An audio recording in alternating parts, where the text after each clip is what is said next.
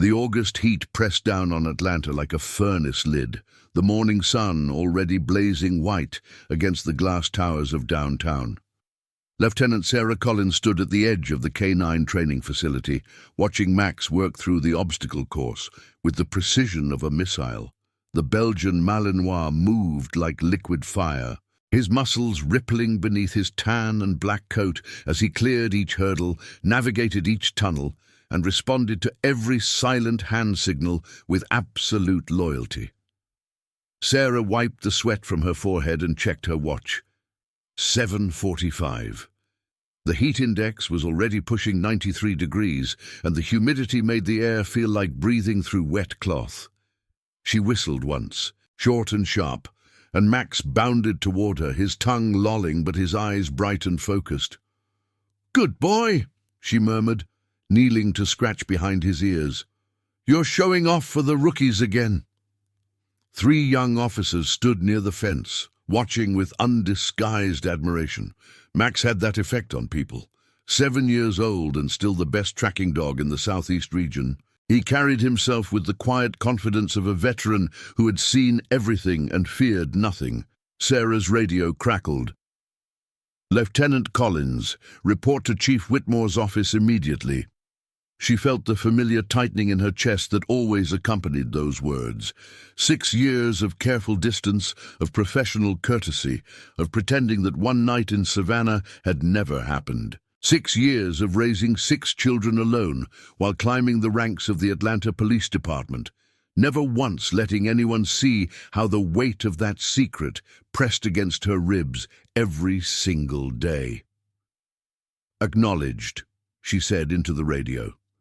"En route." She handed Max's lead to Officer Chen, one of the newer K-9 handlers. "Cool him down, 30 minutes rest, then light tracking exercises. Nothing strenuous in this heat." "Yes, ma'am." Sarah walked toward the main building, her boots crunching on the gravel. The Atlanta Police Department headquarters rose before her, a fortress of concrete and glass that she had called home for 12 years. She knew every corridor, every stairwell, every shadow where secrets could hide. But the one secret that mattered most had never touched these walls, until now, perhaps. Chief Marcus Whitmore's office occupied the corner of the top floor, with windows that overlooked the city he had sworn to protect. Sarah had been in that office dozens of times over the years, always for official business, always with other officers present, always maintaining the careful fiction that they were nothing more than colleagues with a professional relationship. She knocked twice. "Enter." Marcus stood behind his desk, silhouetted against the blazing morning light. At 52, he had aged like good whiskey, his temples touched with grey, his frame still solid and commanding. He wore his dress uniform today, which meant something important was happening, something that required the full weight of his authority. "Close the door, Lieutenant." Sarah obeyed, her instincts already screaming that something was wrong. Marcus never asked her to close the door. Their meetings were always brief, always open, always witnessed. "Sir?" Marcus turned to face her, and she saw something in his eyes she had never seen before. Fear. The chief of police of Atlanta, a man who had faced down drug cartels and corruption scandals and political enemies, was afraid. "We have a situation," he said. 3 officers have been attacked in the past 48 hours. Detective Morrison, Captain Vance, and Sergeant Liu. All of them high-ranking. All of them targeted at their homes. Sarah felt her blood chill despite the heat outside. "I hadn't heard about Liu." "It happened 2 hours ago. We're keeping it contained for now, but the pattern is clear. Someone is systematically targeting our command structure. Retaliation, organized crime." Marcus shook his head. "That's what I thought at first. But the attacks weren't meant to kill. They were meant to send a message." He picked up a folder from his desk and handed it to her. "Each victim received one of these." Sarah opened the folder. Inside were photographs, documents, financial records, personal information that should have been impossible to obtain. Morrison's gambling debts, Vance's affair with a city councilwoman, Lou's brother's connection to a Vietnamese gang in Birmingham. Blackmail material, Sarah said. Leverage. Whoever is behind this, they're not trying to destroy us. They're trying to control us. Sarah looked up at Marcus, and something cold settled in her stomach. Why are you telling me this personally? This should go through internal affairs, through the task force. Because of this. Marcus reached into his desk drawer and pulled out another folder. This one was thinner, but when Sarah opened it, the weight of it nearly crushed her. Photographs, 6 of them, 6 children with dark hair and green eyes, playing in a backyard she recognized because it was her own. Birth certificates listing Sarah Collins as the mother and the father as unknown. School records from Westbrook Academy, the private school where her children had been enrolled since kindergarten. Medical records documenting the extraordinary cognitive abilities that had manifested in each child by age 3. And at the bottom, a DNA analysis. 2 samples, one labeled Subject A, Collins Children, Combined Sample. The other labeled Subject B, Whitmore, Marcus, 97.8% paternity match. Sarah's hands trembled, the folder shook, the world tilted sideways.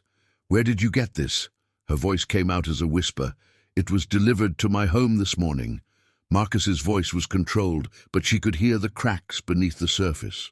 Along with a note saying that if I don't provide access to the Federal Witness Protection Database within 72 hours, this information will be released to every media outlet in the country. Sarah forced herself to breathe. In through the nose, out through the mouth. The technique she had taught herself during labor, during sleepless nights with 6 crying infants, during every moment when the weight of her choices threatened to pull her under. Marcus, 6 children. His voice broke on the word. You've had 6 children for 5 years, and you never told me. I couldn't. Couldn't or wouldn't. Sarah met his eyes. Both. You had just been appointed chief. I was trying to make detective. If anyone had found out that I was pregnant by my commanding officer, it would have destroyed both of our careers. And then, it wasn't just my career at stake. It was theirs. 6 kids who didn't ask to be born into this situation. Marcus sat down heavily in his chair. For a long moment, he stared at the photographs, at the faces of children he had never known existed, children who had grown and learned and laughed and cried, while he remained completely ignorant of their existence. What are their names? Sarah swallowed hard. Emma, Liam, Sophia, Noah, Olivia, and Ethan. Emma and Liam are the oldest by 4 minutes. Ethan was last. Sextuplets. Yes. And they're... The file says they're gifted. That's an understatement. Despite everything, Sarah felt the familiar warmth of maternal pride. Emma can multiply 6-digit numbers in her head faster than a calculator. Liam taught himself to read at 2 and finished the entire Harry Potter series by 3. Sophia sees patterns in everything. She predicted the outcome of the last 3 Super Bowls based on statistical analysis she did with crayons. Noah has perfect pitch and can play any instrument he touches. Olivia speaks 4 languages fluently, including Mandarin, which she learned from YouTube videos. And Ethan... She paused. Ethan understands animals, not just dogs. Everything. He knows what they're feeling, what they're thinking. It's like he speaks a language the rest of us can't hear. Marcus was silent for a long moment. When he spoke again, his voice was rough. Why didn't you ask for help? Child support, anything? Because I didn't want them to be your obligation. I wanted them to be my children, not your scandal. They're not a scandal, Sarah. They're... He stopped, pressed his fingers against his eyes. They're my children too. And someone is using them against us. The reality of the situation crashed back over Sarah like a wave. Whatever personal reckoning she and Marcus needed to have, it would have to wait. Someone out there knew her deepest secret, and they were willing to use it as a weapon. "Who else knows about this?" she asked. "As far as I can tell, just whoever sent that folder. The attacks on the other officers were about their secrets, their leverage points. This is mine." He looked at her. "Ours. What do they want? You mentioned the witness protection database. That's what the note demanded. Access codes and authorization to search the database for specific individuals. Names I don't recognize, but if they're in WITSEC, they're there for a reason. Someone wants to find them. Someone willing to burn down everything to do it." Sarah's mind raced through the possibilities. Organized crime, wanting to locate witnesses who had testified against them. Foreign intelligence, seeking defectors. Cartel operatives hunting for informants. The Witness Protection Database was one of the most secure systems in federal law enforcement for exactly this reason. You can't give them access. I know. Even with this hanging over us, those people in protection, they'll be killed. I know, Sarah. Marcus's voice was sharp. You think I don't understand what's at stake? I've spent 30 years in this department. I've sent people into protection myself. I know exactly what happens when their covers are blown. Then we need to find whoever is behind this before the deadline. 72 hours. That's nothing. We don't even know where to start. Sarah thought of Max, waiting for her at the training facility. She thought of his nose, capable of detecting a single scent molecule in a million. She thought of the crime scenes at the 3 officers' homes, evidence that might still hold traces of whoever had orchestrated these attacks. We start with what we have, she said. The attacks on Morrison, Vance, and Liu. There has to be physical evidence, something left behind. CSI went over all 3 scenes. Nothing useful. CSI doesn't have Max. Marcus studied her face for a long moment. She could see him weighing the options, calculating the risks. Bringing her into this investigation meant working together closely, meant confronting the truth they had buried for 6 years. But the alternative was surrendering to blackmail and condemning innocent people to death. "All right," he said finally. "But this stays between us for now. If word gets out that the chief is being blackmailed, that I have a personal connection to one of my lieutenants, I understand. Do you? Because once we start down this road, there's no going back. Whatever happens, the secret is already out. Someone knows. Even if we catch them, even if we stop them, they could have copies. They could have told others." Sarah felt the weight of his words settle over her. 6 years of careful hiding, and now the walls were crumbling. But she was a mother before she was a cop, and the safety of her children came before her career, her reputation, or her privacy. "Then we'll deal with it," she said. "Together. But first, we find these bastards." Marcus nodded slowly. "Morrison's house is the oldest scene, 48 hours cold. If there's anything to find, that's where we should start." Sarah turned toward the door, then paused. "Marcus, the children don't know, about you, I mean. They've never asked, and I've never told them. Whatever happens with this case, I need you to understand, they're not ready." His expression flickered with something that might have been pain. "Understood, Lieutenant, for now." She left his office and walked back out into the blazing heat, her mind churning with 1,000 thoughts. The sun beat down on Atlanta's streets, on the towers of glass and steel, on the hidden corners where criminals plotted and secrets festered. Somewhere in this city, someone had discovered the truth about her children, and she was going to find them. Max was waiting for her when she returned to the K9 facility, his tail wagging with barely contained energy. He always knew when she was troubled. Even now, he pressed against her leg, offering the silent comfort that only a loyal partner could provide. "We've got work to do, boy," she murmured. "Important work." Max's ears perked forward. He understood the tone, if not the words. His body tensed with readiness. Sarah loaded him into the back of her department SUV and pulled up Detective Morrison's address on her phone. The house was in Buckhead, one of the affluent neighborhoods where senior officers could afford to live on their salaries. 20 minutes in traffic, maybe less with lights and sirens. But she wouldn't use them. This needed to be quiet. As she drove through the crowded streets of Atlanta, her thoughts drifted to her children. Right now, they would be at school, probably in their specialized classes for gifted students. Emma would be challenging her math teacher again, asking questions about concepts years beyond her grade level.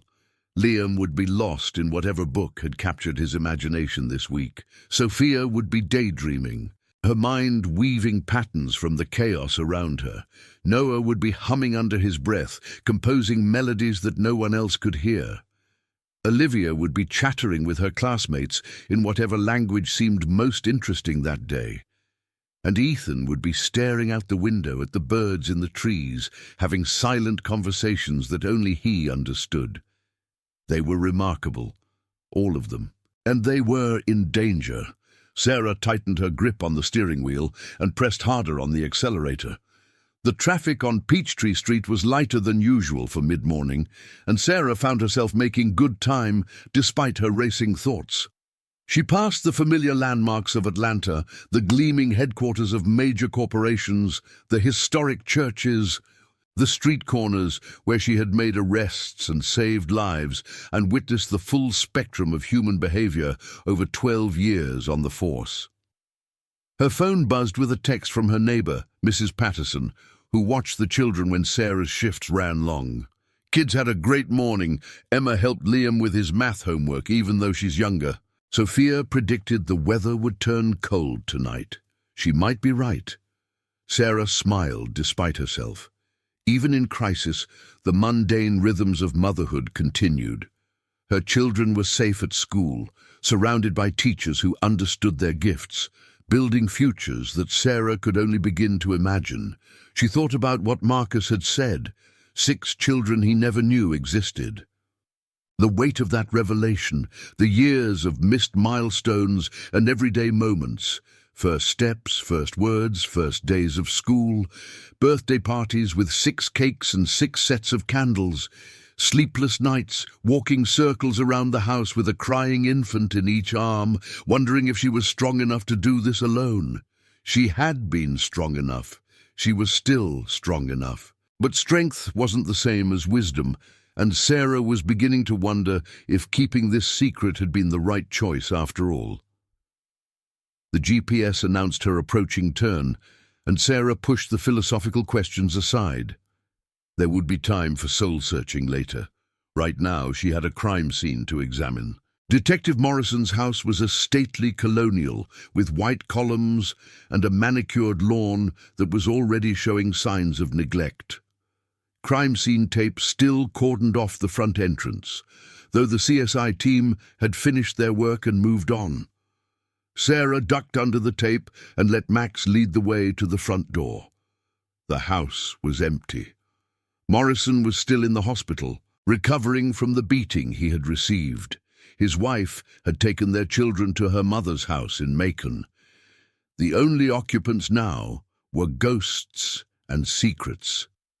Sarah unclipped Max's lead and gave him the command to search. The Malinois moved through the rooms with methodical precision, his nose working constantly, cataloguing every scent. She followed behind, watching his body language for the subtle signs that indicated he had found something interesting. The living room showed signs of struggle. Furniture overturned, a shattered vase, bloodstains on the carpet that CSI had sampled and documented. But Max passed through without pausing. Whatever had happened here, the scents were too degraded or too common to be useful. He moved into the kitchen, then the dining room, then down the hallway toward the bedrooms. Sarah watched him pause at the master bedroom door, his ears flattening against his skull. He didn't want to go in. "What is it, boy?" Max whined softly. He took a step backward, then forward again. His nose worked furiously at the crack beneath the door. Sarah pushed the door open and immediately understood Max's reluctance. The room reeked of fear. Not a physical smell that humans could detect, but something that dogs understood on a primal level. Terror had soaked into these walls, into the bedding, into the very air.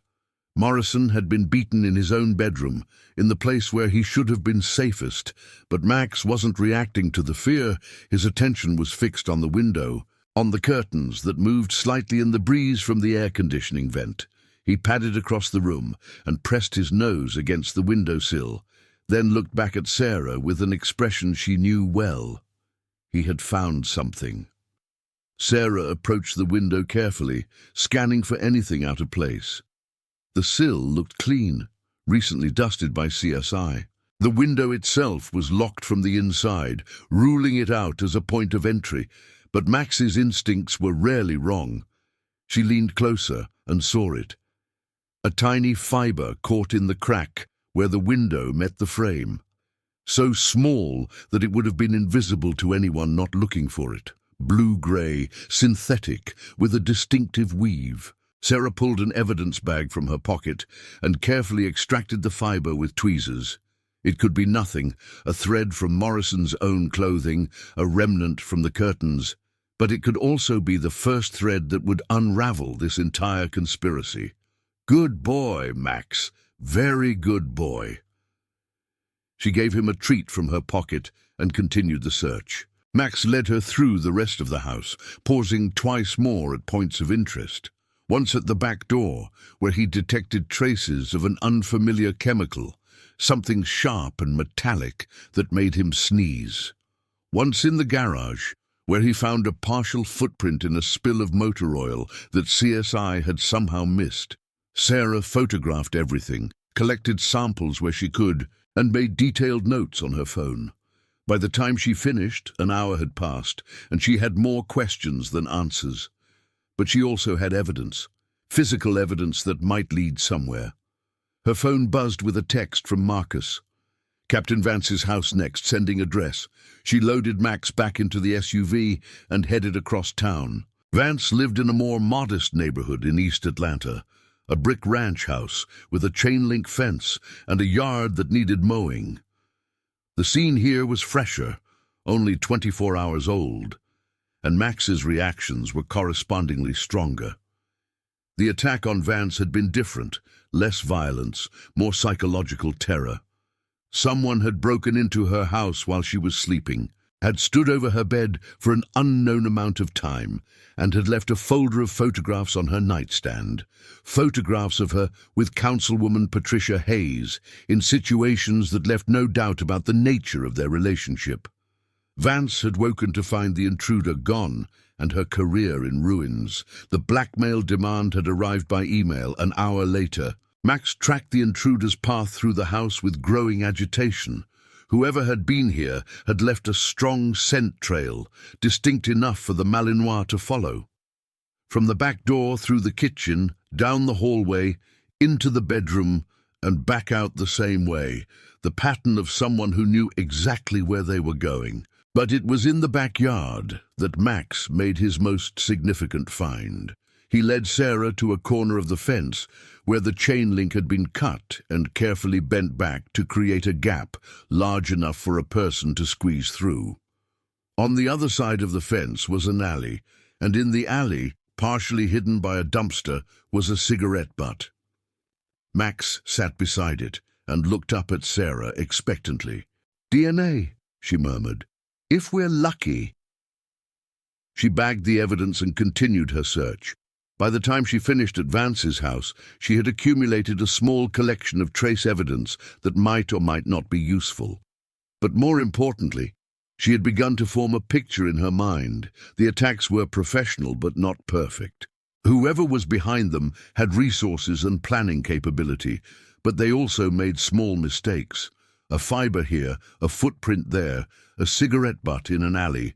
Either they were overconfident or they were working under pressure. Possibly both. Sarah sat in her SUV for a moment, going over the evidence in her mind.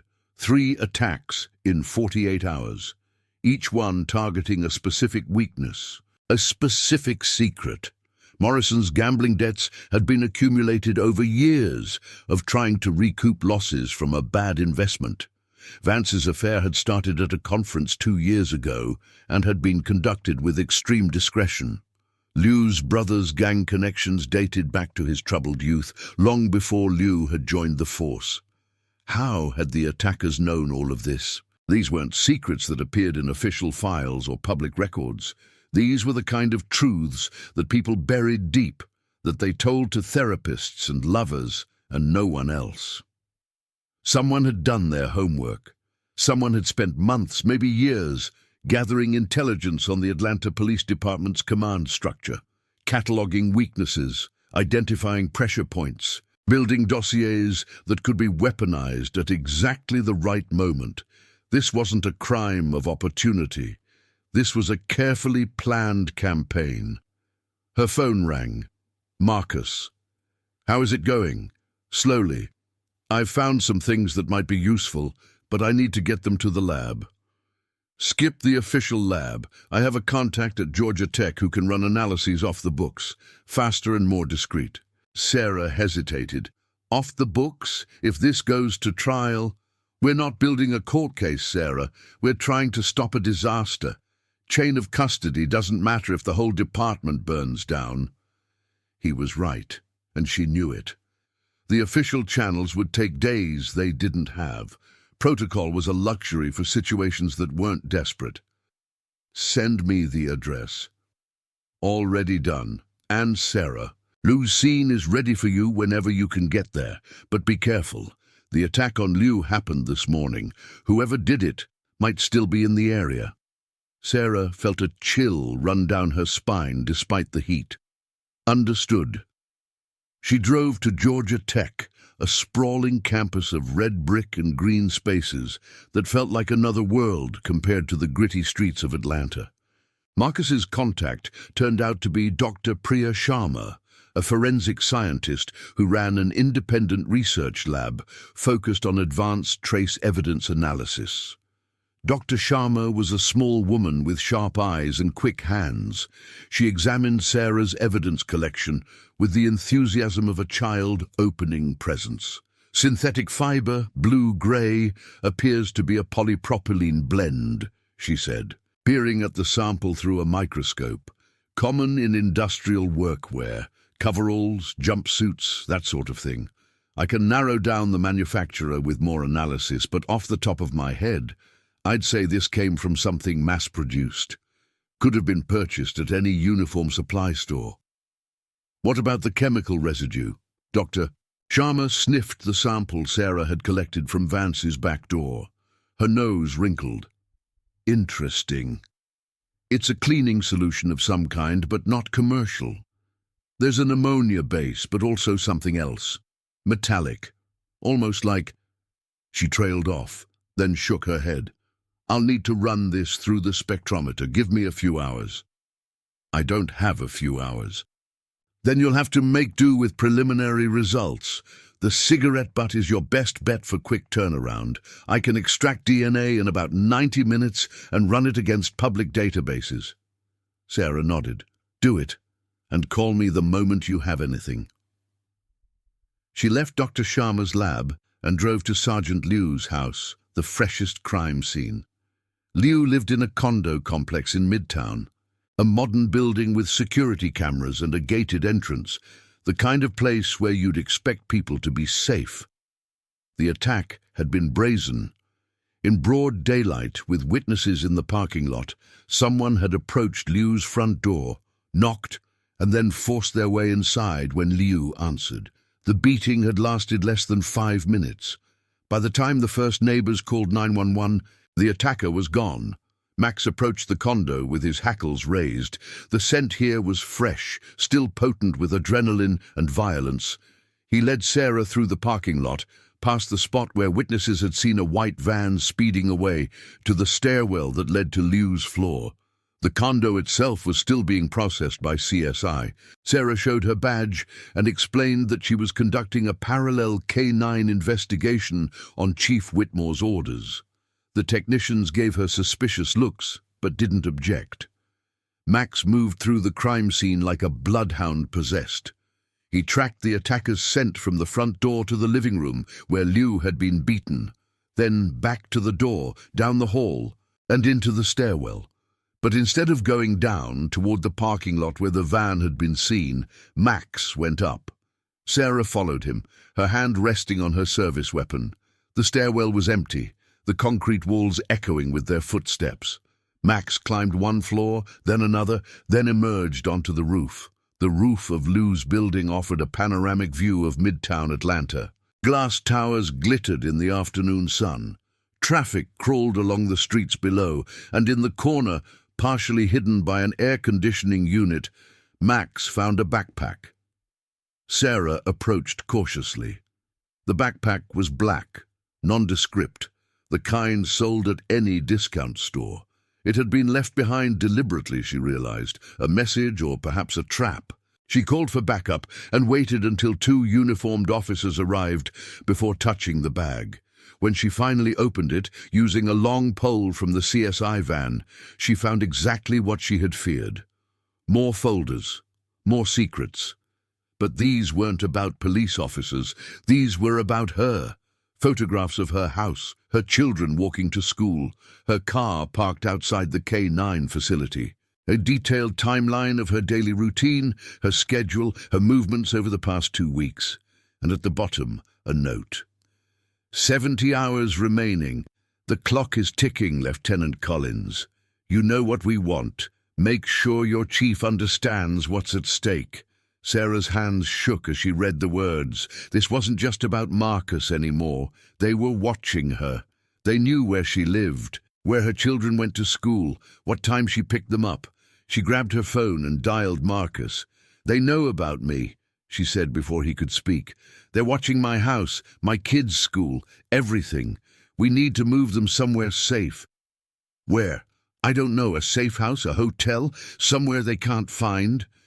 Sarah, listen to me. Whoever these people are, they have resources we don't understand. If they found out about the children in the first place, they can probably find any safe house we put them in. Then what do you suggest? I just leave them unprotected? There was a long pause on the line. When Marcus spoke again, his voice was heavy.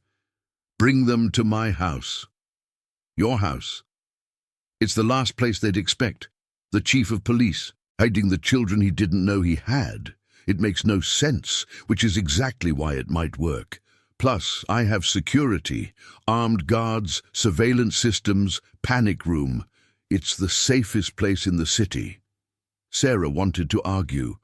Bringing her children to Marcus's house meant introducing them to a father they'd never known, meant exploding the careful fiction she'd maintained for 5 years. But the alternative was leaving them exposed to people who had already proven they were willing to use violence. All right, she said. I'll pick them up from school and bring them to you. But Marcus, I know. We'll figure out what to tell them. For now, let's just keep them safe. Sarah ended the call and took a deep breath. She looked down at Max, who was watching her with those intelligent, understanding eyes. Come on, boy. We've got some kids to pick up. Westbrook Academy was a private school on the outskirts of Buckhead, a sprawling campus of ivy-covered buildings and manicured athletic fields. Sarah had sacrificed countless hours of overtime pay to afford the tuition, but it was worth it for the specialized programs that could keep her gifted children challenged. She arrived during the afternoon recess, when the younger students were playing on the colorful playground equipment, and the older ones were clustered in groups, gossiping and comparing phones. She found her 6 children exactly where she expected them, sitting in a circle under a massive oak tree, engaged in some kind of collaborative project that probably exceeded the curriculum of most college courses. Emma looked up first. She always did. The oldest by 4 minutes, she had inherited Sarah's alertness and her tendency to scan for threats. Her eyes narrowed when she saw her mother walking toward them in the middle of a school day. "Mom, what are you doing here?" "Pack your things," Sarah said, keeping her voice calm. "We're going on a little adventure." Liam's head snapped up from his book. "What kind of adventure?"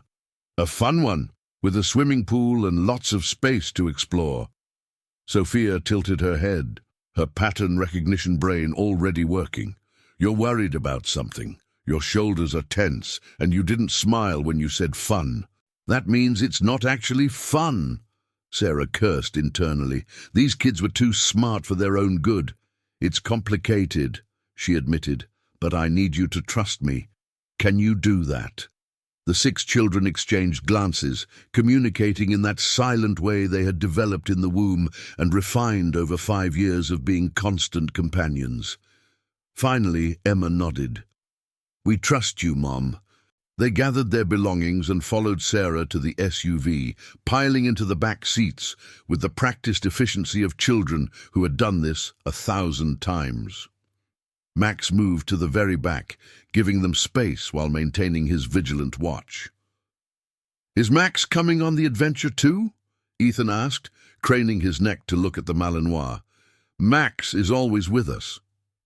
"He's worried too," Ethan said matter-of-factly. "His ears are flat and his tail is low. He doesn't wag it like he does when we're going somewhere fun." Sarah met her youngest son's eyes in the rearview mirror. Of all her children, Ethan's gift was the one that unnerved her most. His ability to read animals wasn't just empathy, it was something deeper, something almost supernatural. "Max is a police dog," she said carefully. "He worries about everything. It's his job." Ethan seemed to accept this explanation, but Sarah could see him watching Max with a knowing look that made her uncomfortable. The drive to Marcus's house took 45 minutes through the afternoon traffic. His estate was in the most exclusive area of Buckhead, a neighborhood where old money and new technology mingled behind high walls and security gates. Sarah announced herself through the intercom and waited while the heavy iron gates swung open. The house itself was impressive, but not ostentatious, a Georgian mansion with white columns and black shutters, surrounded by acres of landscaped grounds. Marcus was waiting on the front steps, dressed in civilian clothes now, looking like a wealthy businessman rather than the city's top cop. The children filed out of the SUV and stood in a row, examining their new surroundings with varying degrees of curiosity. Emma's eyes swept the security cameras and the uniformed guard at the gate. Liam was already scanning the windows, probably calculating square footage. Sophia was staring at the garden, finding patterns in the arrangement of the flowers. Noah was humming something that sounded like a Bach fugue. Olivia was murmuring to herself in what might have been Italian, and Ethan was looking at Marcus with an expression that made Sarah's heart skip a beat. "Kids," she said, "this is Chief Whitmore. He's a friend of mine from work. We're going to stay at his house for a few days." "Why?" Emma asked, direct as always. Sarah hesitated. She hadn't prepared an answer for this question, hadn't figured out how to explain the situation without frightening them or revealing too much. Marcus stepped forward. "Because your mom is helping me with a very important case," he said. "And sometimes when cases are important, we need to keep the people we care about in safe places." "Are we in danger?" Sophia asked. "No," Marcus said firmly. "You're protected. That's why you're here." The children processed this information with the eerie speed that characterized everything they did. Sarah watched them calculate, assess, and apparently accept the situation. "Does your house have a library?" Liam asked. Marcus smiled. "The second floor is almost entirely books." Liam's eyes lit up. "Can we see it?" "After we get you settled in. Come on, I'll give you the tour." Sarah watched Marcus lead her children into his house, into the life he never knew he had, and felt something shift inside her. For 6 years, she had kept these two parts of her world separate, the mother and the officer, the secret and the duty. Now they were colliding, and she had no idea what the wreckage would look like. But there was no time for introspection. The clock was ticking. 70 hours, the note had said, now probably closer to 65. Less than 3 days to find whoever was behind these attacks and stop them before they destroyed everything. Her phone rang. Dr. Sharma. Lieutenant, I have results. The DNA from the cigarette butt hit a match in the public ancestry databases. Not a direct match, but a familial one. The person you're looking for is a close relative of a man named Victor Karev. Sarah felt adrenaline surge through her veins. Who is Victor Karev? That's where it gets interesting. Victor Karev was a Russian businessman who testified against the Volkov crime syndicate in 2019. He's been in witness protection ever since. The pieces clicked into place. The demand for access to the WITSEC database, the systematic targeting of police leadership. Someone wanted to find Victor Karev, and they were willing to burn down the Atlanta Police Department to do it. Do you have a name for the relative? The DNA suggests a sibling or child. I'll need more time to narrow it down. Keep working on it. And Dr. Sharma, thank you. Sarah ended the call and stared at her phone, her mind racing. Victor Karev, the Volkov Syndicate. These were names from another world, from the murky realm of international organized crime that usually stayed far away from local police departments. She needed to know more about Karev, about why someone would go to such lengths to find him, and she knew exactly who might have that information. FBI Special Agent Derek Reyes had been Sarah's contact at the federal level ever since a joint task force operation 3 years ago. He was based in Atlanta, handled organized crime cases, and owed her more than a few favors. She dialed his number. Collins. What's wrong? You sound tense. I need information on a witness protection case. Victor Karev, protected since 2019. There was a long pause. That's a big ask, Sarah. WITSEC information is need to know only. Derek, I'm not asking for his location. I just need background. Who he testified against, why he matters, who might be looking for him. Another pause. Why do you need this? Sarah considered her options. She could lie, make up some story about an ongoing investigation. But Derek was too smart for that, and she needed his trust. Someone is blackmailing the Atlanta Police Department, she said. They're demanding access to the WITSEC database, specifically to find Karev. They've already attacked 3 of our officers. If I don't figure out who they are and stop them, more people are going to get hurt. Derek was silent for a long moment. When he spoke again, his voice was different, harder. The Volkov Syndicate. You know who they are? Russian organized crime. Beyond that, not much. They're not just organized crime, Sarah. They're an empire. Drugs, weapons, human trafficking, money laundering. If it's illegal and profitable, they're involved. Victor Karev was their accountant for 15 years. He knew where every dollar came from and where it went. When he decided to testify, he gave us everything. Names, accounts, shell companies, transaction records. We took down half their operation based on his information. So they want revenge. It's more than revenge. Karev didn't just know about their illegal operations. He knew about their legitimate investments too. The Volkovs have billions tied up in real estate, technology companies, pharmaceutical firms. If Karev's testimony had been complete, if he'd given us everything, their entire empire would have collapsed. But he didn't give you everything? He held back. Insurance, he called it, a dead man's switch. As long as he stays alive and hidden, the information stays buried. But if someone finds him, if they can get to him before we can intervene, they'll torture him for the rest of it. Exactly.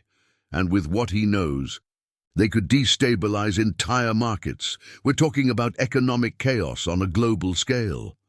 Sarah's mind reeled. This was so much bigger than she had imagined. Not just a local blackmail scheme, but something with international implications.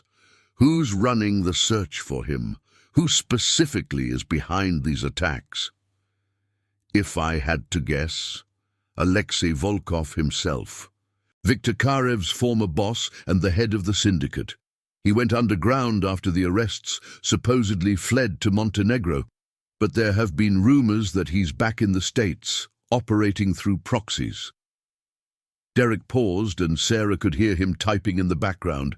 There's something else you should know. Volkov isn't just a criminal kingpin. He's a former KGB operative who transitioned into organized crime after the Soviet collapse.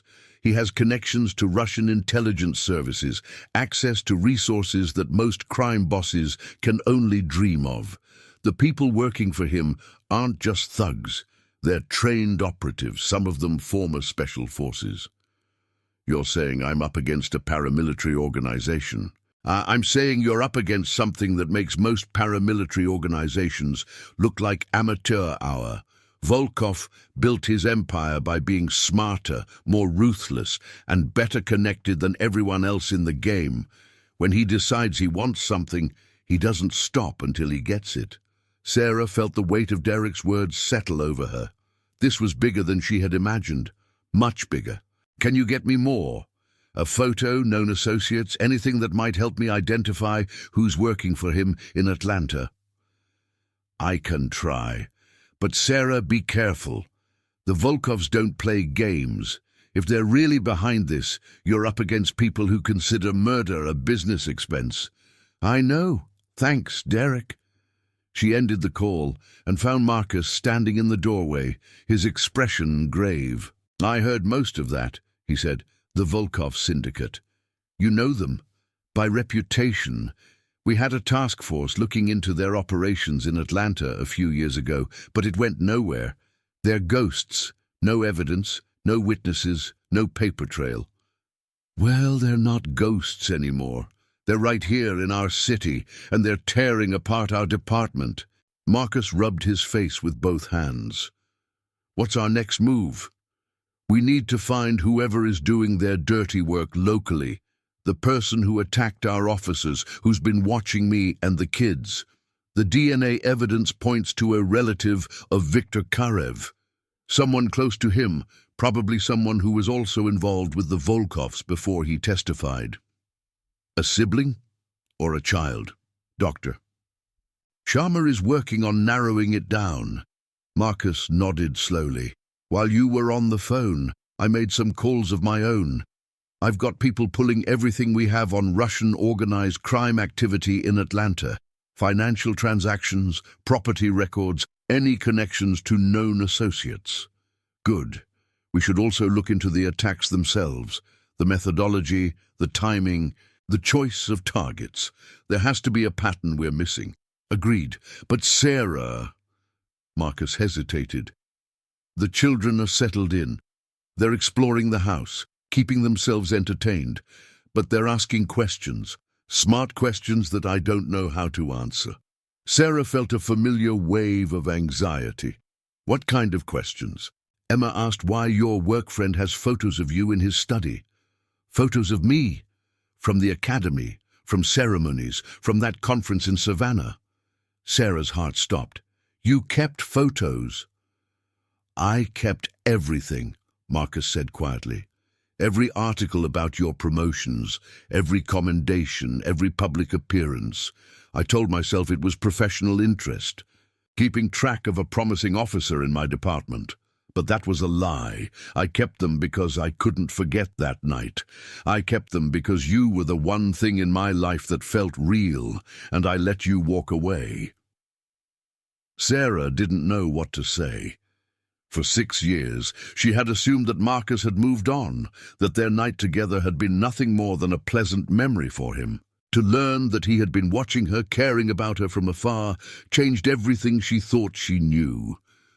Marcus, You don't have to say anything. Not now. We have work to do, and our children. He paused on the word, testing it. Our children need to be protected. Everything else can wait. She nodded, grateful for the reprieve. Let me check on them, make sure they're okay. Then we can start going through the evidence. She found the children in the library, exactly where she expected them. Liam had already pulled half a dozen books from the shelves and was building a fortress of literature around himself. Emma was examining the spines, categorizing and organizing by some system only she understood. Sophia was standing at the window, watching the clouds form patterns across the sky. Noah had discovered a piano in the corner and was picking out a melody that sounded both ancient and completely original. Olivia was deep in conversation with one of Marcus's staff members, apparently practicing her Portuguese, and Ethan was sitting on the floor with Max, the two of them engaged in their silent communion. "How are you guys doing?" Sarah asked. 6 heads turned toward her, 6 pairs of eyes that looked so much like their father's, it made her chest ache. "This place is amazing," Liam said. "He has first editions. First editions, Mom. Do you know how rare that is?" "I can see 17 different security cameras from this window," Sophia announced. "Plus motion sensors in the garden and what looks like pressure plates under the gravel in the driveway. The housekeeper is from Lisbon," Olivia added. "She's teaching me words for all the flowers in the garden." "Max says the man who lives here is sad," Ethan said quietly. "He's been sad for a long time, but he's less sad now that we're here." Sarah knelt down next to her youngest son. "Ethan, remember what we talked about? Not everyone understands how you know things about people and animals." "I know, Mom. I won't say it around anyone else. But you wanted to know, right?" She did want to know. She just wasn't sure what to do with the information. "Just be careful, sweetheart. All of you be careful and stay inside the house, okay? Don't go outside without me or one of the security guards." "Is the case really that dangerous?" Emma asked, her voice low so the others wouldn't hear. Sarah met her daughter's eyes. Emma was too smart, too observant to be fooled by half-truths. She deserved honesty, even if it was frightening. "Yes," Sarah said, "it's that dangerous, but I'm going to fix it. That's what I do." Emma nodded slowly. "We know, Mom. We've always known." Sarah kissed her daughter's forehead and left the library, closing the door softly behind her. She found Marcus in his study, surrounded by files and computer printouts, his face illuminated by the glow of multiple monitors. "I've got something," he said as she entered. 3 properties in Atlanta purchased in the last 6 months by shell companies with ties to offshore accounts in Montenegro. One of them is a warehouse in the industrial district near the port. Another is an office building in Midtown, recently renovated. The third is a residential property in Dunwoody, Montenegro. That's where Alexei Volkov is supposed to be hiding. Exactly. These properties could be legitimate investments, or they could be operational bases for whatever they're planning. Sarah studied the addresses. The warehouse was interesting. Close to major transportation routes, easy to access, hard to surveil. The kind of place where you could conduct illegal activities without drawing attention. "We should check out the warehouse first. If they're holding anyone there, or if there's evidence, we can't go in without a warrant, not officially. Then unofficially, Max and I can do a perimeter sweep, see what his nose picks up." Marcus hesitated. "If you're seen, if something goes wrong, then I'm a K9 officer conducting a routine training exercise. Max needs to practice his skills somewhere." A ghost of a smile crossed Marcus's face. "You always did know how to bend the rules without breaking them. I learned from the best." She gathered her equipment and headed for the door, Max at her heels. The Belgian Malinois was vibrating with energy, sensing that real work was finally at hand. "Sarah," she turned. Marcus was standing in the doorway of his study, his face etched with worry. "Be careful, always." The drive to the industrial district took her through parts of Atlanta that tourists never saw. Abandoned factories, crumbling warehouses, streets where even the homeless avoided lingering. The sun was starting to set, painting the sky in shades of orange and red that looked like the city was on fire. The warehouse in question was a massive structure of corrugated metal and faded paint, surrounded by a chain-link fence topped with barbed wire. Signs warned against trespassing, but the gate hung open, and Sarah could see tire tracks in the dirt leading to a loading dock at the back. She parked a block away and approached on foot, Max moving silently beside her. The neighborhood was quiet. The only sounds, the distant rumble of traffic and the cry of seagulls from the port. Max's nose was working overtime. Sarah watched his body language carefully as they circled the perimeter of the fence. At the north corner, he stopped. His ears perked forward. His tail went rigid.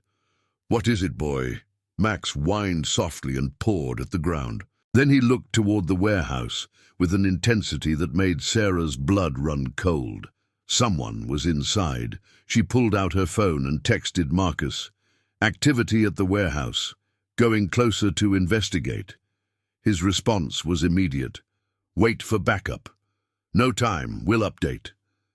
She silenced her phone and slipped through the open gate, keeping low and using the shadows for cover. Max followed, his movements as silent as a ghost. The loading dock was empty, but one of the bay doors was slightly ajar. Light spilled out from inside, along with muffled voices. Sarah couldn't make out the words, but she could tell there were at least 3 different speakers. She found a window on the side of the building, grimy with years of neglect, but still transparent enough to see through. Inside, she saw exactly what she had feared. A makeshift command center, maps on the walls, satellite imagery of Atlanta, street layouts, building schematics that Sarah recognized as city infrastructure.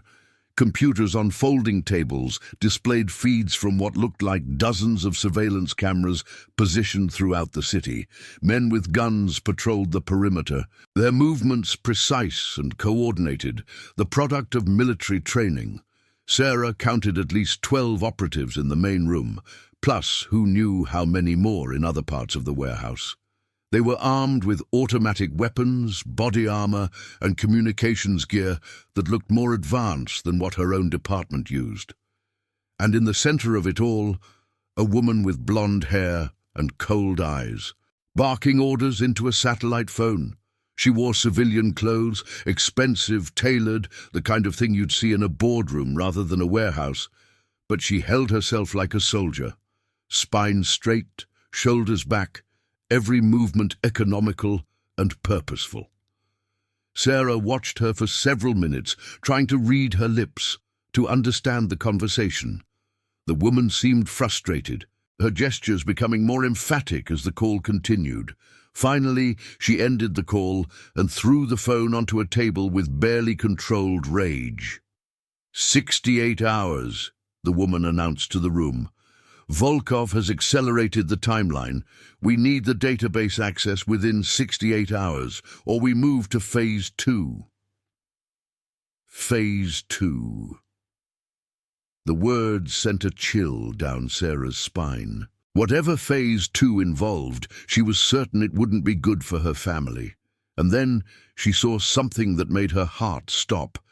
On one of the tables, spread out like a war plan, were photographs.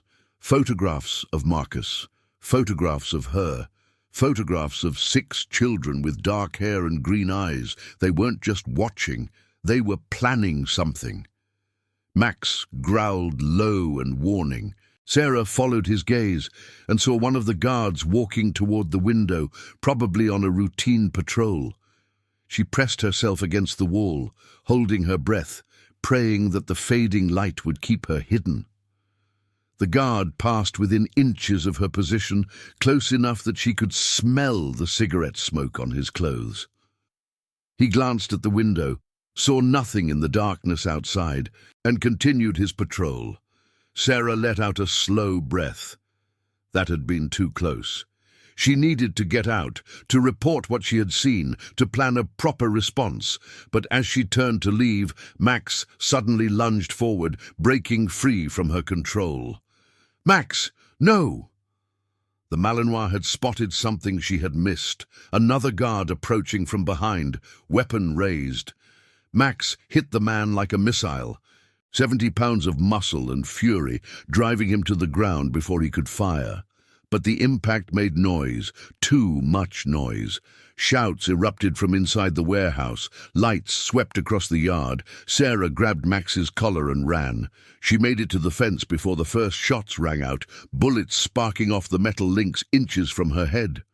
Max squeezed through the gap first, then Sarah, tearing her jacket on the barbed wire as she scrambled over. "Go, go, go!" They sprinted through the industrial maze, Max leading the way with his unerring sense of direction. Behind them, engines roared to life. The pursuit had begun.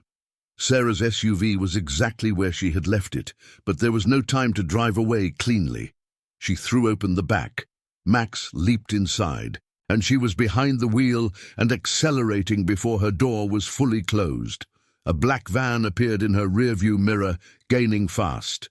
Sarah floored the accelerator, weaving through the narrow streets of the industrial district. She knew this area. She had patrolled it as a rookie. Every shortcut, every alley, every bridge and underpass was burned into her memory. She took a hard left onto a service road that ran parallel to the railroad tracks. The van followed, but it was bigger, slower, less maneuverable. Sarah gained ground with every turn. Her radio crackled. "All units, be advised. We have reports of shots fired in the industrial district. Any units in the area, please respond." Sarah couldn't respond without giving away her position. She kept driving, her knuckles white on the steering wheel, her eyes constantly moving between the road ahead and the mirror behind. The van was still coming, but she was pulling away. Whoever was driving wasn't as familiar with these streets as she was, and it showed. But she wasn't in the clear yet. A second vehicle appeared ahead of her, blocking the road. A black SUV, positioned sideways across both lanes, its doors open, men with weapons taking cover behind it. She was trapped. Sarah slammed on the brakes and threw the SUV into reverse. The tires screamed against the asphalt as she backed up, the pursuing van growing larger in her windshield. She was running out of space, running out of options. Then she saw it. A narrow gap between two warehouses, barely visible in the darkness, an access alley that most drivers would never notice. She spun the wheel and accelerated, then spun the wheel and accelerated down an alley she had spotted in her peripheral vision.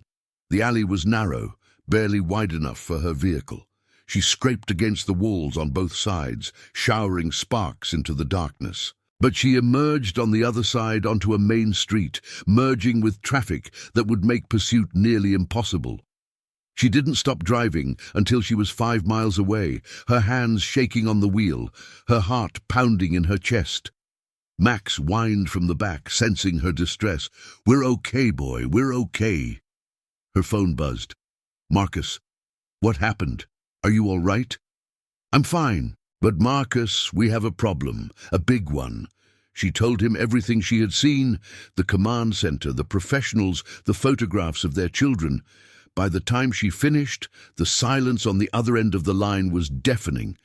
"They're going to move," Marcus said finally. "Now that they know we're onto them, they'll relocate their operation." "I know. But at least we know what we're dealing with. These aren't just blackmailers, Marcus. They're a paramilitary unit. They're planning something big.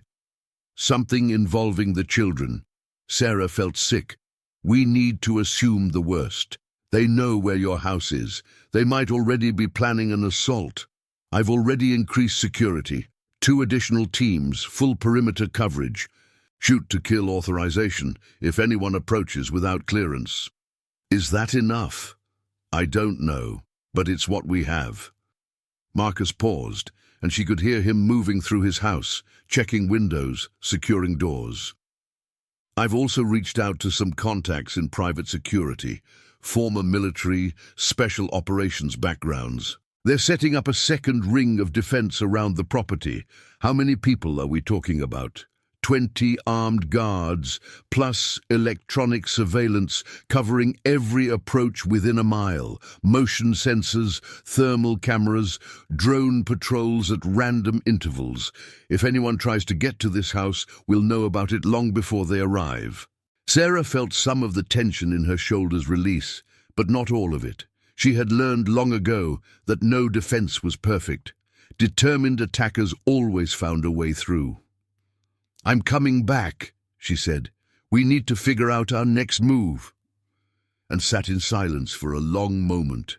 The sun had fully set now, and Atlanta's lights were beginning to twinkle against the darkness. Somewhere in this city, people were eating dinner, watching television, going about their normal lives. They had no idea that a storm was brewing. "I'm coming back," she said. "We need to figure out our next move." "Sarah, wait. There's something else." She braced herself. "What?"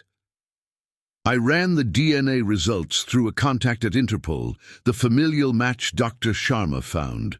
It's not a sibling or a child, it's a twin." "A twin?" "Viktor Karev has an identical twin brother named Mikhail. According to the file, Mikhail was thought to have died in a car accident in St. Petersburg 15 years ago. But the DNA doesn't lie. He's alive, and he's here in Atlanta." Sarah's mind raced through the implications. An identical twin would have the same DNA as Viktor, which meant he could potentially access anything his brother had, including the dead man's switch information. And if Mikhail was working with the Volkovs? "They're not looking to torture Viktor for information," she said slowly. "They're planning to replace him." "Exactly. With Mikhail posing as Viktor, they could access all his secrets, all his hidden information. They might even be able to take over his identity completely, including his WITSEC protection. But they still need to find Viktor first. That's why they need the database access. And that's why they're pressuring us. They're running out of time for some reason. 60 hours left on their deadline, and they're getting desperate." Sarah thought about what she had seen at the warehouse. The urgency in the blonde woman's voice, the military precision that suggested a tight schedule. Something was driving them, pushing them to take risks. "We need to find out what's forcing their timeline," she said. "If we can figure out why they're in such a hurry, we might be able to use it against them." "How?" "I don't know yet, but I'm going to find out." She drove back to Marcus's estate, her mind working through the puzzle. The children were safe for now, surrounded by armed guards and security systems, but safety was an illusion. These people had resources, determination, and inside information. Eventually they would find a way through. The only real solution was to stop them before they could act. She found Marcus in the study, poring over intelligence reports with the intensity of a man who hadn't slept in days, which she realized he probably hadn't. "The FBI has been tracking Alexei Volkov's movements for months," he said as she entered. "There are rumors that his health is failing, some kind of degenerative disease. The doctors give him less than a year. So he's trying to secure his legacy before he dies, get revenge on the man who destroyed his empire, and consolidate the remaining assets. If Mikhail can impersonate Viktor and access the hidden information, the Volkovs could rebuild everything they lost." Sarah sank into a chair, exhaustion finally catching up with her. "How do we stop them? We don't have enough evidence for warrants, and even if we did, they'll have moved from that warehouse by now. We go on the offensive. Instead of waiting for them to come to us, we draw them out." "How?" Marcus's eyes met hers. "We give them what they want, or what they think they want." "You mean the database access?" "I mean a trap. We set up a fake meeting, pretend to hand over the codes, and when they show up to collect, we take them down." Sarah considered the plan. It was risky, potentially catastrophic if it went wrong. But it was also their best chance. They'll be suspicious. They'll send scouts, check for ambushes. So we make it convincing. A public location, somewhere they feel they have the advantage. And we come prepared. What about the children? If this goes sideways, they're still at risk. Marcus stood and walked to the window, looking out at the guards patrolling his grounds. I've made arrangements. If anything happens to us, if this all falls apart, there's a plan in place to get them out of the country. New identities, secure location, everything they need to start over. Sarah felt a lump form in her throat. You did that for them? I did that for our children, Sarah. I've only known about them for a day, but I already can't imagine a world where they're not safe. She wanted to say something, to acknowledge the weight of his words. But before she could speak, her phone rang. Dr. Sharma, Lieutenant, I have more results. The chemical compound you found at Captain Vance's house. It's not a cleaning solution. It's a medical-grade antiseptic mixed with a sedative. Ketamine, specifically. The kind of combination you'd use if you wanted to incapacitate someone quickly and quietly. They were planning to abduct someone. It looks that way. And, Lieutenant, the fiber analysis came back. That blue-grey material is used in a very specific type of garment. Surgical scrubs manufactured for a company that supplies hospitals in Eastern Europe. The pieces clicked together. Medical supplies, surgical equipment, a plan to incapacitate and likely operate on someone. They're not just looking to replace Victor Karev, Sarah said slowly. They're planning to perform some kind of surgery, DNA modification, fingerprint alteration, something that would make Mikhail physically indistinguishable from his brother. That would require specialized facilities, medical equipment, trained surgeons, recovery space. The office building in Midtown, you said it was recently renovated. Marcus pulled up the property records. Purchased 6 months ago, extensive interior modifications, permits for medical equipment installation. That's where they're doing it. That's their real base of operations. They had their target. Now, they just needed a plan. The next several hours were a blur of preparation. Marcus called in favors from every corner of the law enforcement community. FBI agents who owed him, DEA officers who had worked with him, even a SWAT commander who had trained with him at the academy. By midnight, they had assembled a team of 30 highly trained operatives, all sworn to secrecy, all ready to move on his command. Sarah divided her time between planning and checking on the children. They had finally fallen asleep, all 6 of them piled together in one of Marcus's guest rooms like a litter of puppies seeking warmth. Max lay at the foot of the bed, his ears twitching at every sound, standing guard over his smallest charges. They're beautiful, Marcus said from the doorway. Sarah turned to find him watching the sleeping children with an expression she couldn't quite read. They have your eyes, she said. They have your courage. Emma was asking me questions earlier about tactical defense strategies. She's 5 years old, Sarah, 5. And she was discussing fields of fire and fallback positions like a seasoned officer. She reads a lot. She's extraordinary. They all are. He paused. Thank you for raising them. I know it couldn't have been easy. It wasn't, but it was worth it. Every sleepless night, every double shift, every moment of doubt, worth it. They stood in silence for a long moment, watching their children sleep, 2 people connected by secrets and circumstances, and 6 remarkable human beings. When this is over, Marcus said quietly, we need to have a conversation, a real one, about the children, about us, about what happens next. I know. But right now, we have work to do. The raid on the Midtown office building was scheduled for 4 in the morning, the hour when human alertness was at its lowest. Sarah and Max would be part of the primary assault team, using his tracking abilities to locate any hidden rooms or concealed personnel.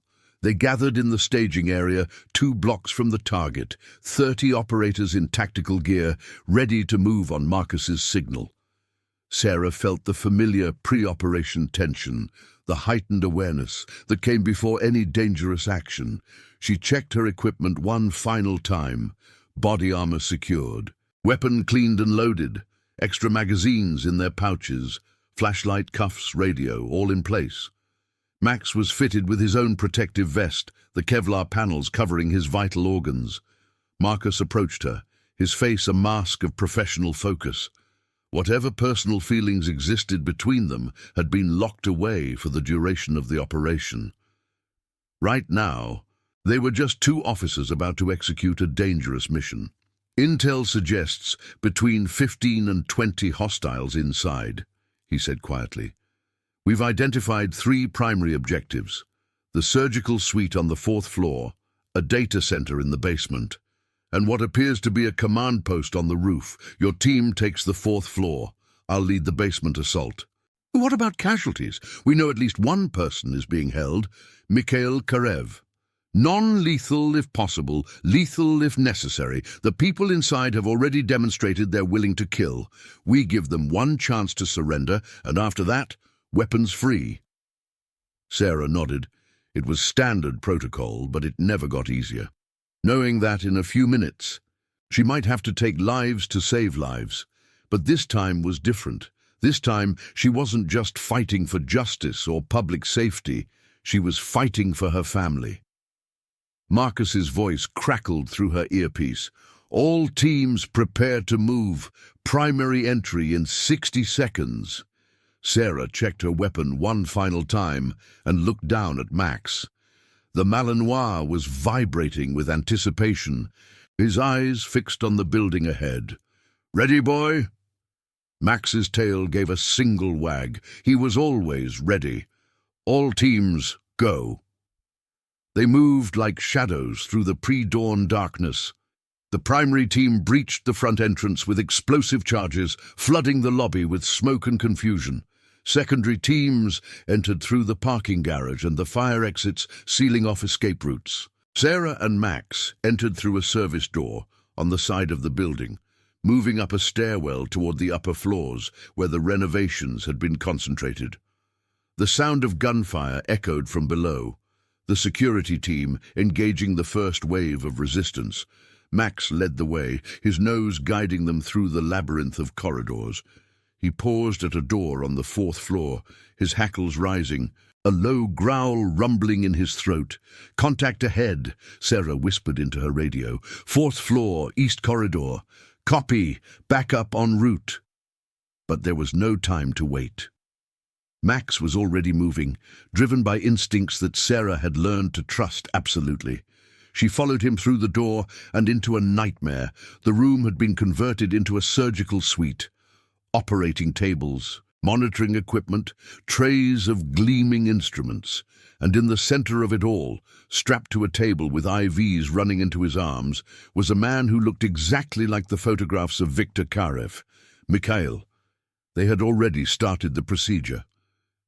The room was larger than Sarah had expected, clearly a professional medical facility despite its unconventional location. Banks of monitors displayed vital signs, their steady beeping creating an eerie rhythm in the fluorescent-lit space. Medical equipment worth hundreds of thousands of dollars lined the walls. Imaging machines, surgical robots, devices that Sarah couldn't even begin to identify. A woman in surgical scrubs spun towards Sarah, a scalpel in her hand. Her face was hidden behind a surgical mask, but her eyes widened with shock and fury. Max was on her before she could take a step, his jaws closing around her wrist with precisely calibrated force, enough to control, not enough to maim. The scalpel clattered to the floor, and the woman screamed something in Russian that Sarah didn't understand but could easily interpret. Sarah swept the room with her weapon, finding 3 more targets, 2 guards who had been positioned by the door, apparently caught off guard by the speed of the assault, and a man in a white coat who had the pale, soft appearance of someone who spent his life in laboratories rather than battlefields. The surgeon. The guards raised their weapons, their movements synchronized, their faces showing the cold calculation of professionals weighing odds. Atlanta police, drop your weapons. For a heartbeat, no one moved. Then the guards made their choice. Sarah fired twice, center mass, dropping both men before they could squeeze their triggers. The surgeon threw up his hands, screaming in a language she didn't understand. "On the ground, now!" He complied, falling to his knees, still babbling. Sarah moved to secure him, keeping one eye on the woman Max still held pinned. "Fourth floor secure," she radioed. "I have the primary target and multiple suspects in custody. Need medical assistance? They have someone on an operating table. Copy, medical team en route." Sarah approached the table where Mikhail Karev lay sedated. His face had been partially altered. Nose, cheekbones, hairline, the work of skilled surgeons, turning him into a copy of his twin brother. Another few hours, and the transformation might have been complete. "You're too late," the voice came from behind her. Sarah spun to find the blonde woman from the warehouse standing in a doorway she hadn't noticed, a gun leveled at her head. "Tell your dog to release my colleague, or I'll scatter your brains across this room." Max growled, but didn't release his grip. Sarah's weapon was pointed at the woman, but it was a standoff. Neither could fire without the other having time to react. "It's over," Sarah said. "The building is surrounded. Your operation is finished." "Nothing is over. Alexei Volkov has resources you can't imagine. Even if you arrest me, even if you shut down this facility, others will come. Viktor Karev will be found. The information will be recovered." "Not today." The blonde woman smiled coldly. "Today, tomorrow, next month. Time is on our side. Your chief will surrender eventually. Everyone does. You don't know him. I know enough. I know he has 6 children he would do anything to protect. I know their mother is standing in front of me, about to die unless she makes the smart choice." Sarah's finger tightened on the trigger.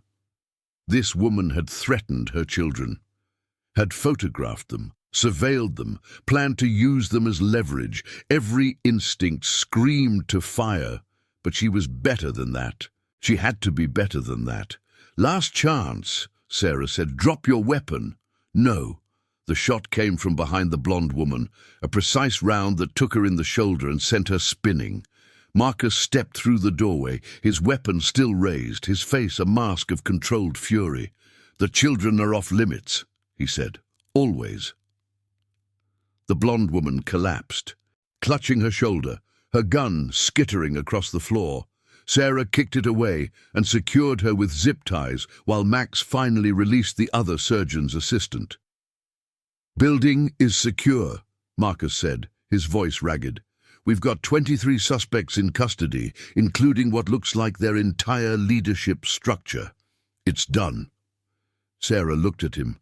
At this man who had just saved her life, who was the father of her children, who she had kept at arm's length for 6 years out of fear and pride and stubborn independence. "Thank you. Thank me when we get home. Our kids are waiting." The next few days passed in a blur of interrogations, press conferences and paperwork. The arrest of the Volkov cell in Atlanta made national news. Though the details about blackmail and protected witnesses were kept carefully hidden, Marcus gave a statement praising his officer's dedication and expertise, never once mentioning that his own family had been at the center of the crisis. The interrogations revealed the full scope of the operation. The blonde woman, whose name was Irina Volkov, Alexei's own daughter, had been running the Atlanta operation for 8 months. She had built a network of informants within city government, bribed junior officers for information, and hacked into police databases to compile dossiers on everyone who might be useful or vulnerable. The plan had been elegant in its simplicity. Apply pressure to local law enforcement, force them to provide access to federal systems, locate Viktor Karev, and replace him with his twin brother. With Mikhail in place, they could access Viktor's hidden information and use it to rebuild the Volkov empire. But they had underestimated Sarah Collins. They had underestimated the bond between a mother and her children, between a K9 officer and her partner, between a woman and the truth she had carried for 6 years. Viktor Karev was notified of his brother's capture and chose to remain in witness protection. The information he held stayed buried, the dead man's switch still active, the Volkov Empire's secrets still locked away. Alexei Volkov, watching from his sickbed in Montenegro, had lost his last chance at revenge. The doctors had been right about his condition. 3 weeks after the Atlanta operation collapsed, Alexei Volkov died in his sleep. His empire, already weakened by Viktor's testimony, fractured into dozens of competing factions. The threat that had hung over Atlanta's police department evaporated like morning dew. Sarah took a week of leave to spend with her children. They returned to their own house, their own routines, their own lives. But something had changed. The wall she had built between her world and Marcus's had developed cracks. The children, too, had been changed by the experience.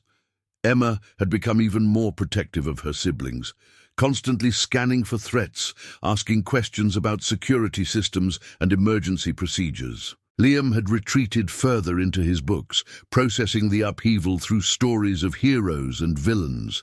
Sophia had created elaborate probability models for various scenarios, her way of imposing order on chaos. Noah composed music that alternated between minor keys of anxiety and major keys of hope.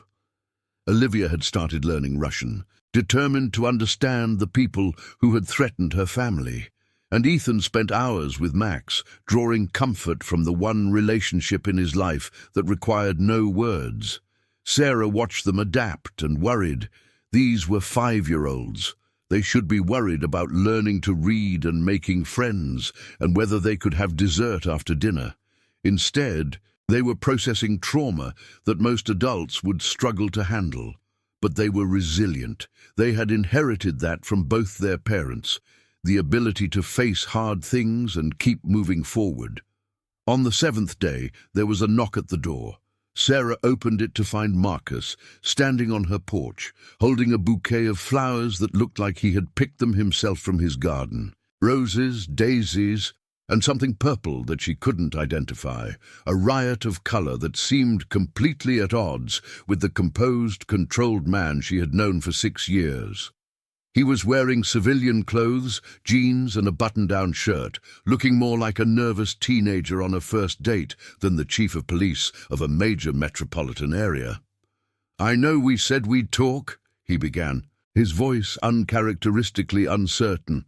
"I know there's a lot to figure out. We have to tell the children the truth. We have to figure out how to co-parent, how to explain to the department, how to handle the media when this inevitably leaks. We have logistics and custody arrangements and 1,000 practical matters to sort through." He paused, took a breath. "But I realized something this week. I don't want to figure it out from a distance. I don't want to be the responsible co-parent who shows up for scheduled visits and sends birthday cards and stays carefully on his side of some invisible line. I want to be here, with them, with you. Whatever that looks like, whatever you're comfortable with, I'm willing to try." Sarah looked at the flowers, at his uncertain expression, at the hope in his eyes that he was trying so hard to hide. "The children have been asking about you," she said. "Emma wants to know if you can teach her about security systems. Liam wants to borrow more books. Sophia calculated that you have a 73% chance of becoming a regular presence in our lives and wants to know if she should adjust her models." Marcus laughed, a genuine sound that Sarah realized she had never heard before. "What do you want?" She thought about the question, about 6 years of going it alone, of proving she didn't need anyone, of being so afraid of vulnerability that she had denied her children a father. "I want to stop being afraid," she said. "I want to see what happens when we stop hiding." He smiled. "I can work with that." Sarah stepped aside, and Marcus walked into her house, into her life, into the family he had never known he had. Max padded up to greet him, tail wagging, as if welcoming home a pack member who had been gone too long. In the living room, 6 children looked up from their various activities. 6 pairs of green eyes studied this man who had appeared in their lives so suddenly and dramatically. Emma spoke first. "Are you going to be staying?" Marcus knelt down so he was at her level, meeting her eyes with the same directness that characterized his interactions with his officers. He didn't condescend, didn't use baby talk, didn't try to win them over with false promises. "If that's okay with all of you, I know this is strange. I know you have questions. I have a lot of questions too. I don't have all the answers, but I'd like to try to find them together. That's how families work, isn't it? They figure things out together." The children exchanged their silent communication, the wordless conversation of siblings who had shared everything since before they were born. Sarah watched Sophia's calculating look, Emma's protective assessment, Liam's thoughtful frown. Then Ethan stood up and walked over to Marcus. "Max says you're trustworthy," he said solemnly, "and Max is never wrong." Marcus looked at the Malinois, then at Ethan. "Then I'd better work hard to prove him right." Ethan nodded, apparently satisfied, and returned to his spot on the floor. The tension in the room eased, not completely, but enough. It wouldn't be easy. There would be awkward dinners and difficult conversations, and the slow, painful process of building trust. But for the first time in 6 years, Sarah felt like she wasn't carrying the weight alone. "So," she said to Marcus, "I should probably warn you about dinner time. 6 5-year-olds with genius-level intelligence and no patience for anything they consider boring. It's like feeding a pack of velociraptors. I've managed hostage negotiations and drug cartel standoffs. I think I can handle dinner. We'll see." That night, as Sarah watched Marcus help Sophia with a probability problem, while Liam explained quantum physics to Max, and Emma organized a tactical review of their Lego city's defensive weaknesses, she felt something she hadn't felt in a long time. Hope. The world was still dangerous. There would be other cases, other threats, other moments when everything she loved hung in the balance. But she wasn't alone anymore. She had her children, her partner, and a stubborn Belgian Malinois who would never let her down. And for now, that was enough.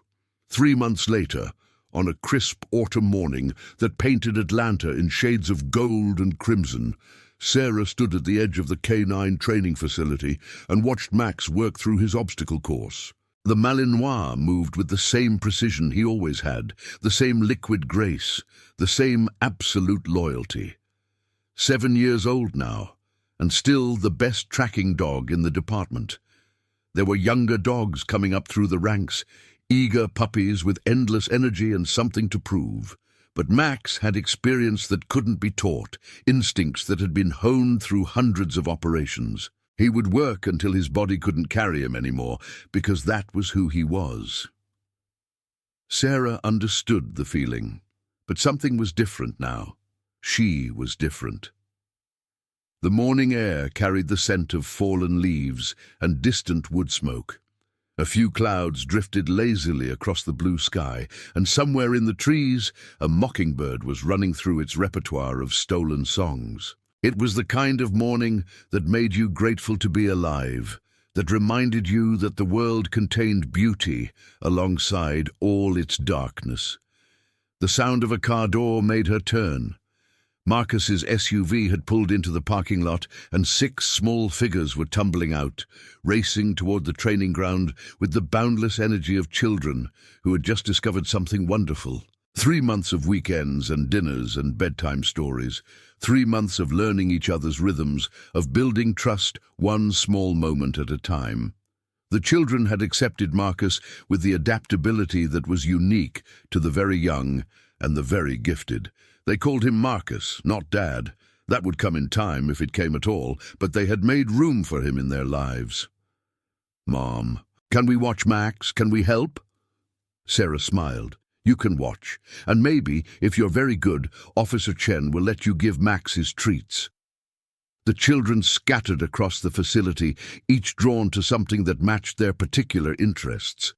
Emma found the tactical equipment and began analyzing it. Liam discovered a training manual and started reading. Sophia was already calculating Max's performance metrics. Noah was humming along with the rhythm of Max's movements. Olivia was charming the other officers with her multilingual greetings, and Ethan had found a spot next to the Malinois, the two of them sharing their silent communication. Marcus came to stand beside her, his presence now as familiar as her own shadow. "They're naturals," he said. "They're their father's children." He raised an eyebrow. "I thought we agreed they were their mother's children." "They're both. That's the whole point." They watched together as their family spread out across the K9 facility, as Max performed for his tiny audience, as the autumn sun warmed a world that still held dangers, but also held so much more. "I've been thinking," Marcus said. "That's usually my line." He chuckled. "I've been thinking about the future, about what happens next, about making this official." Sarah felt her heart skip a beat. The children were close by, but absorbed in their own activities. Still, she kept her voice low. "Define this, us, our family, the life we're building." He reached into his pocket and pulled out a small box. "I've been carrying this around for 3 weeks, waiting for the right moment. And then I realized that with 6 genius children and a K9 who notices everything, there's no such thing as the right moment. There's just this moment, right now." He opened the box. Inside was a ring, a simple band of white gold, set with a single diamond that caught the morning light and scattered it into tiny rainbows. It was elegant without being ostentatious, beautiful without being flashy. It was, Sarah realized, exactly what she would have chosen for herself. "I know it's fast. I know there are 1,000 reasons to wait. We've only been doing this together for 3 months. We have years of lost time to make up for. We have careers that will complicate things, and children who need stability, and a whole city that will have opinions about their chief of police marrying one of his lieutenants." He took a breath. "But I've already waited 6 years, Sarah. 6 years of wondering what might have been if I'd been braver that morning in Savannah. 6 years of watching you from a distance and telling myself it was enough. And I don't want to wait any more. Sarah Collins, will you marry me?" She looked at the ring, at his nervous expression, at the 6 children who had stopped what they were doing to watch, at Max, who was wagging his tail as if he understood exactly what was happening, on one condition. "Anything. Max walks me down the aisle." Marcus laughed. "Deal." She kissed him, and 6 children cheered, and Max barked with joy, and the world kept turning toward whatever came next. Officer Chen appeared at the fence, grinning broadly. "I take it congratulations are in order." "You saw that." "Lieutenant, everyone at the facility saw that. The chief of police proposing to a K9 officer in the middle of a training yard. It's going to be the talk of the department for months." Sarah felt heat rise to her cheeks. So much for privacy. But looking around at the officers who were trying not to stare, at her children who were already planning the wedding with characteristic efficiency, at the man she loved who was still holding her hand like he never wanted to let go, she found she didn't care. "Let them talk," she said. "I've got nothing to hide. Not anymore." The weeks that followed were a whirlwind of planning and preparation. The wedding would be small, immediate family, close colleagues, the K9 unit in formal attendance, but even a small wedding for a family of 8 required coordination that rivaled a military operation. The children threw themselves into the preparations with enthusiasm. Emma designed a security plan for the venue that impressed even Marcus's professional team. Liam composed a historical analysis of wedding traditions across cultures. Sophia calculated optimal guest arrangements based on social dynamics and conversation flow. Noah wrote an original piece of music for the ceremony. Olivia translated the vows into 4 languages, just in case any guests needed them. and Ethan trained Max to carry the rings. It wouldn't be easy, nothing worth having ever was. But Sarah had faced down criminals and corruption and her own deepest fears. She had raised 6 remarkable children and helped protect a city of millions. She had found something she hadn't known she was looking for: a family, a partner, a future. The wedding took place on a Saturday afternoon in October in a small garden venue in Midtown that Marcus had found through one of his many connections. The autumn light was golden and soft, filtering through the remaining leaves on the old oak trees that framed the ceremony space. Sarah wore a simple white dress, elegant and practical, nothing that would have looked out of place at a formal police function.